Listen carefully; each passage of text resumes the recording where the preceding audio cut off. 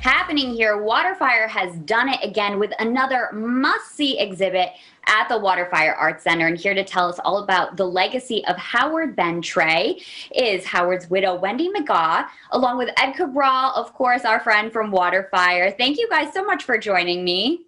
Thank you. Thanks, Ashley. So Ed, why don't we start with you? Tell us a little bit about this new show that we can see at the Waterfire Arts Center. Yes, so Waterfire team has been working with Wendy and her team to pull the show together. Howard's work is so monumental, and talk about the marriage of an artist's work and a space being perfect. The exhibit looks amazing in the space. It is such a great space to have a show of this magnitude. Wendy, let's talk a little bit more about Howard's work. Can you tell us a little bit more about his aesthetic? Howard's aesthetic was, he wanted to make beautiful objects that referenced the past archaeologically, technically, relating to human figures, and his aesthetic was also about community. He didn't want to just have an object that was in a private residence or a museum that was one-on-one. He also wanted to have his work out in public where it could be enjoyed by people and actually give them a positive experience with being in a public, in an urban landscape.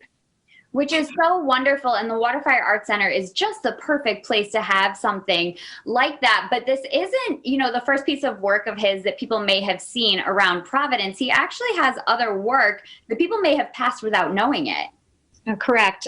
He has the individual sculpture, which is at the Rhode Island Convention Center, which is a one-off. And then he has the Boston Bank, which used to be Bank Boston Plaza.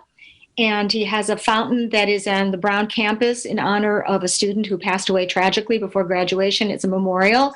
Well, that's a lot of different things for people to be able to see. And now, Ed, everyone will be able to recognize that ambition to be able to see art in a public space for anyone to be able to see. Tell us about when the show is running at the Waterfire Arts Center. Yes, the show is now open. It will run through Sunday, March 7th, and the exhibition is open Wednesdays through Sundays from 10 a.m. to 5 p.m.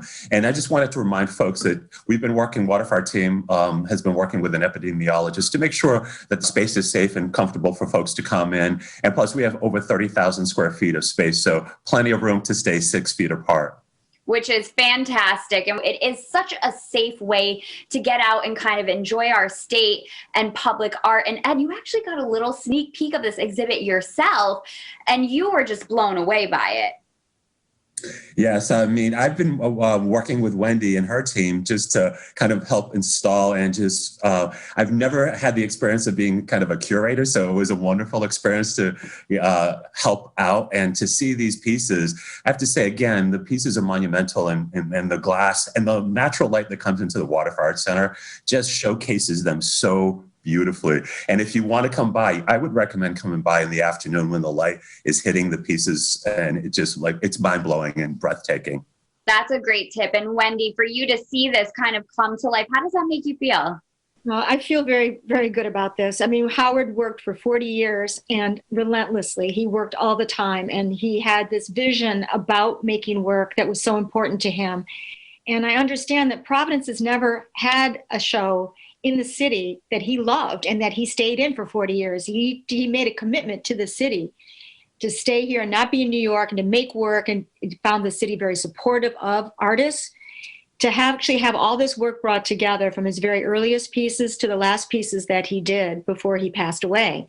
And the whole gamut of his work, from large pieces, small pieces, his drawings, his maquettes. And some people will be able to see that some of the large installations that are photographed on panels showing his parks and his plazas, you can also see the little models, which are only about 8 inches high, that he proposed. And there's different versions of them. So it's fun to put those connections together. Oh, it sounds so exciting and like such a special exhibit everyone has to see. Thank you both so much for joining me today and shedding a little light onto this exhibit for our viewers. And we're going to post all of the information so you can go check it out yourself at roadshow.com.